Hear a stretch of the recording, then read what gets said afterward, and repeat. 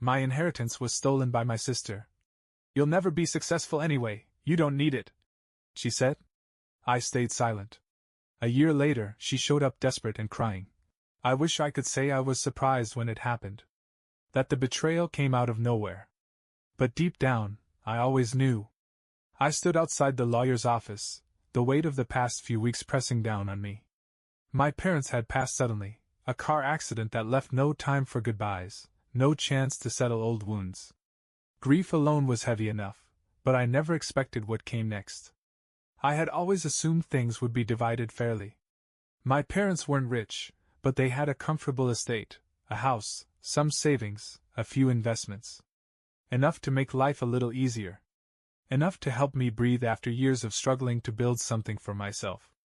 But my sister, Melanie, had other plans. I still remember the smug look on her face when the will was read. The way she sat back in her chair, arms crossed, a smirk playing on her lips. "It's all mine," she said when the lawyer finished speaking. "Mom and Dad knew I'd use it wisely. You, on the other hand, well, you've never been very responsible." I blinked. "What are you talking about? They wouldn't just cut me out." But she had answers for everything. Legal loopholes, adjustments, to the will that she conveniently helped arrange when our parents were sick. She had gotten them to sign documents, playing the caring daughter while ensuring she got every last cent. "You'll never be successful anyway," she added with a shrug. "You don't need it." I should have fought her. I should have hired a lawyer, demanded justice. But I didn't. I just stood up, looked her in the eye, and said, "We'll see." Then I walked away with nothing. Nothing except my determination. Walking away was the hardest thing I had ever done. The days that followed felt surreal, like I was floating through a world that no longer made sense. My parents were gone. The home I grew up in, the savings they had built, even their personal belongings, everything had been absorbed into Melanie's grasp, like a black hole of greed. I had no safety net, no inheritance, no fallback plan.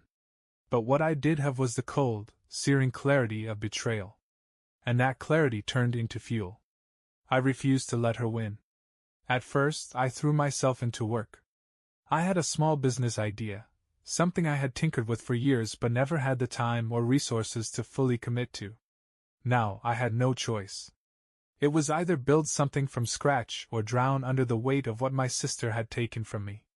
I worked endlessly, surviving on little sleep and even less money.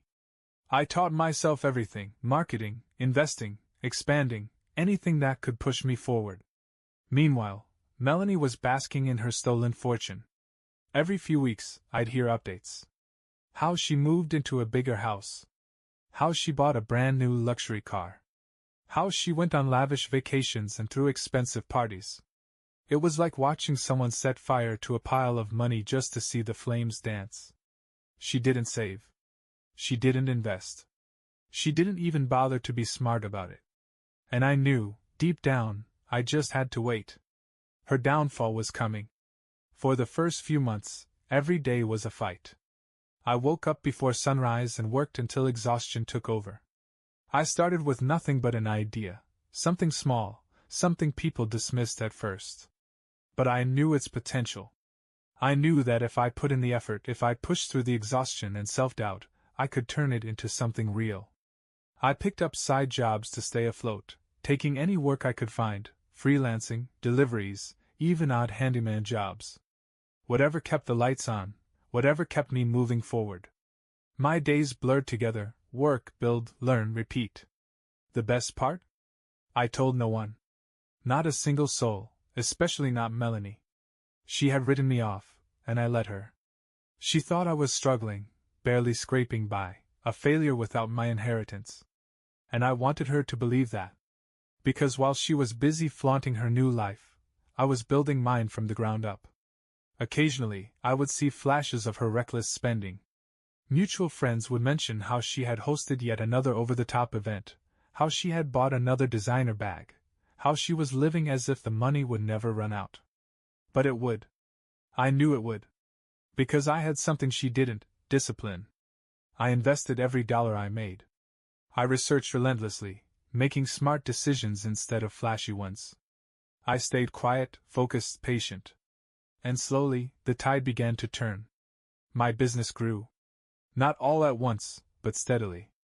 At first, it was just enough to replace my odd jobs. Then, it was enough to breathe. And then, it started becoming something bigger than I had imagined. Clients came in. Opportunities expanded. I made smart investments, and they paid off. I wasn't just surviving anymore. I was thriving. And all the while, Melanie continued to burn through her fortune like it would last forever. But forever was running out. A year had passed since my sister stole my inheritance. A year of silence. A year of work. A year of proving, to myself more than anyone, that I never needed it in the first place. And then, the first cracks in her perfect world appeared. It started with little things. Whispers from mutual acquaintances. People who had once been eager to attend Melanie's extravagant parties were now commenting on how different she seemed. The lavish dinners became less frequent. The shopping trips, once a weekly indulgence, slowed down. She was still pretending, of course. Still putting on the act. But I could tell. The money was running out.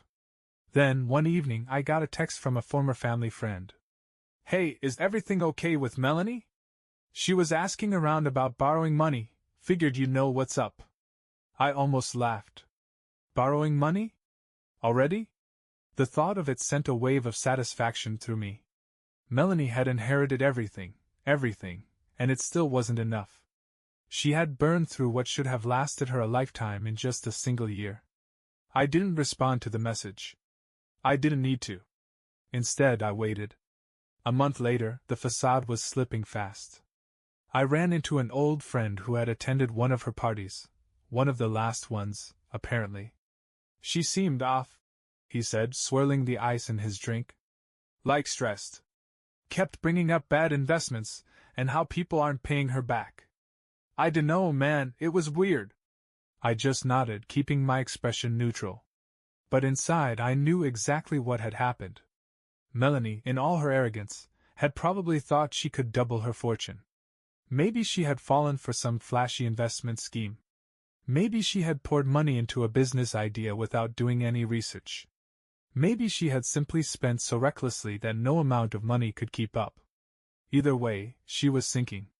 And for the first time since she stole what was rightfully mine, I knew she would come to me.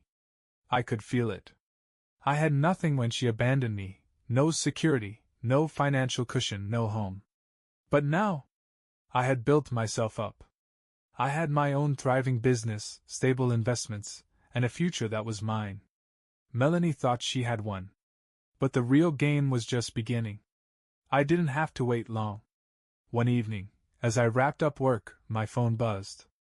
An unknown number. I already knew who it was. I let it ring. A minute later, a text came through. "Hey, it's me. Can we talk?" I stared at the message, amused at how casual she was trying to sound, like she hadn't stolen from me, like we were just long-lost siblings catching up. I didn't reply. The next day, another text. "I really need to talk to you. It's important." Still, I ignored it. And then, 2 days later, there was a knock at my door. I opened it to find Melanie standing there, looking nothing like the confident, arrogant sister I once knew. Her hair was unkempt, her designer clothes looked slightly worn, and her eyes were puffy like she had been crying. For the first time in a year, I saw something in her face that I had never seen before. Desperation. "Hey," she said weakly. I leaned against the doorframe, arms crossed. "What do you want, Melanie?" She swallowed hard, glancing around as if embarrassed to be seen here. "Can I come in?" I let the silence stretch between us, letting her squirm. Then, finally, I stepped aside. She walked in hesitantly, her usual air of superiority nowhere to be found. I watched as she took in my place, modest but well-kept, a far cry from the flashy lifestyle she had been living. "So," I said, keeping my voice even, "what's so important?" She sat down, fidgeting with her hands. "I messed up," she admitted, her voice cracking. "I made some bad investments. I thought I could turn things around, but the money's gone." I raised an eyebrow. "All of it?" She nodded, eyes welling up with tears. I tried to be smart with it, but things didn't go the way I planned. And then, the bills kept piling up. Creditors started calling. I don't know what to do. I leaned forward. And why are you telling me this? She swallowed hard. Because I need help. Ah, there it was. The same sister who laughed in my face, who told me I'd never be successful, who robbed me of my inheritance without a second thought. Now she was begging for help. I stared at her, my expression unreadable. And then, slowly, a smirk formed on my lips. You were right, Melanie, I said, my voice calm. I didn't need that inheritance. And now, either do you. Her face crumbled. I stood up and walked to the door, holding it open for her. She looked at me, as if expecting me to change my mind. I didn't. After a long, painful pause, she finally stood up and walked toward the door. Just before stepping out, she turned back, her voice barely above a whisper. Please, don't do this. But I already had. I shut the door. And for the first time since this all began, I finally felt free. I stood by the door for a long time after she left, listening.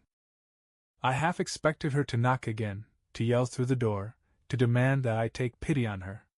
But she didn't. Instead, I heard her footsteps retreat, slow and heavy, before the silence swallowed everything whole. I took a deep breath and exhaled. It should have felt like victory. And in a way it did. But there was something else, something hollow in the space she had left behind. Not guilt, I didn't owe her anything. Not regret, I had made the right choice. It was something different. Something that came with watching a person who had once held power over you crumble under the weight of their own arrogance. A year ago, she was untouchable. She had everything, money, luxury, the unwavering belief that she was better than me. And now? She was just another person who had lost everything. I sat down, rubbing my hands over my face. This was what I had wanted, wasn't it? To watch her fall. Then why didn't it feel as satisfying as I thought it would? I shook the thought away. She deserved this. She had mocked me, stolen from me, told me I would never make it without what was rightfully mine. And yet I had built something from nothing while she destroyed everything handed to her. This wasn't my burden to carry. She made her bed. And now, she had to lie in it. Still. That night, as I lay in bed, I couldn't shake the image of her face when I shut the door. The fear. The humiliation. The quiet, desperate plea. I turned over and stared at the ceiling. She was my sister.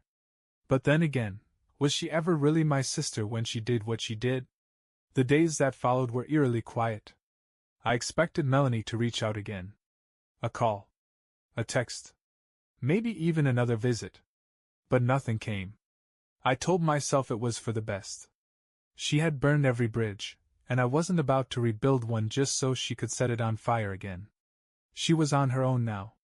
And yet I still found myself wondering, what was she doing? Was she scrambling to find a way out of her mess? Did she still have friends left to turn to? Or had they, like me, seen her true nature and abandoned her once the money was gone? I didn't know. And I didn't ask. I threw myself back into work.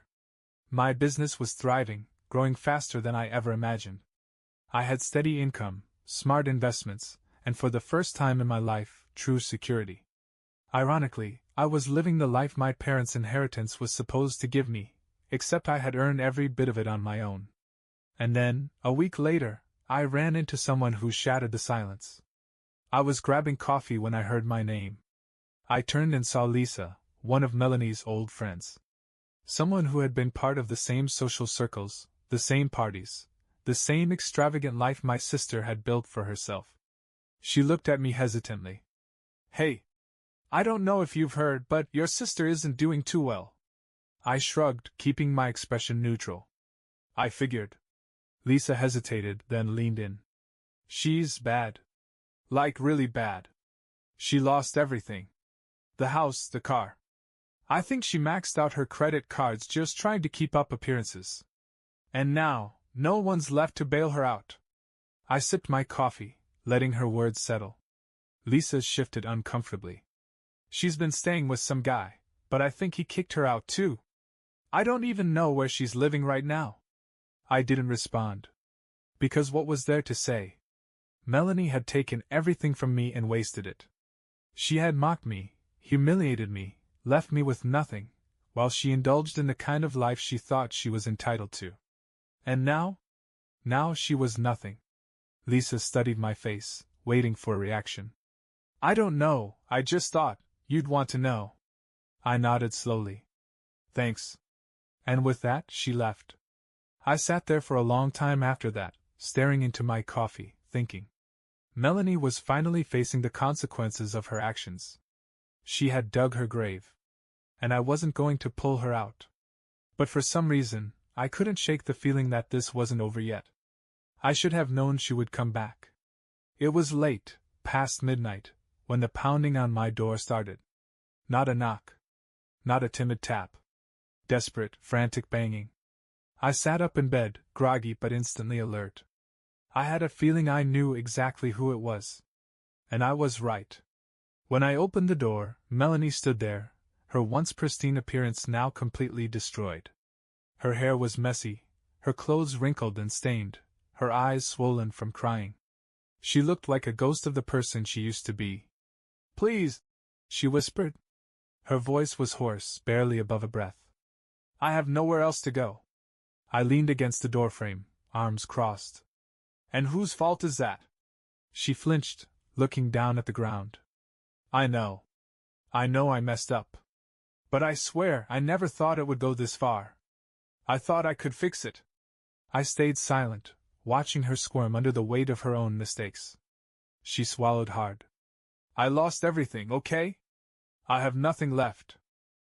No money, no friends, no place to stay. And she hesitated, voice cracking. I didn't know where else to go. I let her words hang in the air, cold and heavy. A year ago, she sat in a lawyer's office and stole everything from me with a smug smile on her face. She told me I'd never be successful, that I didn't need the inheritance because I'd never do anything worthwhile with my life. And now she was standing in front of me, a broken shell of herself, begging for help. Part of me wanted to tell her to leave, to throw her words back in her face. But instead, I asked one simple question. What do you expect me to do, Melanie? She bit her lip, her hands trembling. Just let me stay for a little while. Just until I get back on my feet. I let out a breath. And then what? She looked confused. What do you mean? I narrowed my eyes. If I let you stay, then what? You rebuild your life and go right back to who you were? You take advantage of people again? Use them, just like you used me? Her eyes widened. No. I swear I've changed. I shook my head. I don't believe you. Her face crumpled. She wasn't expecting that. You don't understand. She whispered. I have no one. And for the first time in my life, I saw my sister not as the manipulative person who had stolen from me, but as someone truly, utterly alone. I could end this right now. I could shut the door in her face and walk away, leaving her to deal with the wreckage of her own choices. Or I could give her one final chance. I stared at her for a long moment, thinking. And then I made my decision. I stared at Melanie, letting the silence stretch between us. A year ago, she had laughed in my face. Told me I didn't deserve anything. Stole my inheritance and spent it like the world owed her something. And now? She was standing at my door begging. The irony was almost poetic. She shifted under my gaze, her hands shaking, her face pale. Please, she whispered. Just a few nights. I'll figure something out. I sighed. You really think it's that simple? She blinked, caught off guard. What do you mean? I stepped forward, my voice calm but firm. If I let you stay, do you really think that erases everything you did? That suddenly, we're family again? She swallowed hard. I don't know. Her voice cracked. I just need help. I closed my eyes for a moment, then opened them. This was it. The moment. I could do what she did to me, turn my back, walk away, leave her to fend for herself. It would be fair. It would be justified.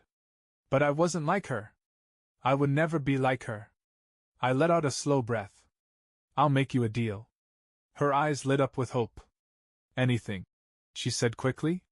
You don't get to stay here, I said, watching her face fall. But I'll pay for 1 month at a cheap motel. 1 month.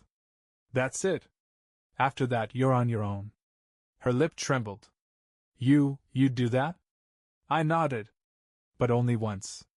No handouts. No second chances. You make this work, or you don't. She was silent, as if she couldn't quite believe what I was saying. Then, slowly, she nodded. Okay. I understand. I grabbed my phone, found a nearby budget motel, and booked a room for 30 days. Then I handed her a piece of paper with the details. That's all you get, I said. Make it count. Tears welled up in her eyes. Thank you, she whispered. I nodded, stepping back toward the door. And just before I closed it, I met her gaze one last time. Don't waste this, Melanie, I said. Because I won't be here next time. Then, without another word, I shut the door. The door clicked shut, and with it, the last piece of the past I had been carrying. For a long moment, I just stood there, letting it sink in. It was over. I hadn't forgiven Melanie. That wasn't what this was. She had stolen from me, humiliated me, and abandoned me when I needed her most. Some wounds don't heal, no matter how much time passes. But I wasn't going to let her define me anymore. I had spent the past year proving something, to myself, to the world, to the ghost of my parents' expectations. I built a life from the ground up, a life that wasn't dependent on anyone's handouts. And now, standing in my own home, built by my own efforts, I realized something. I had won.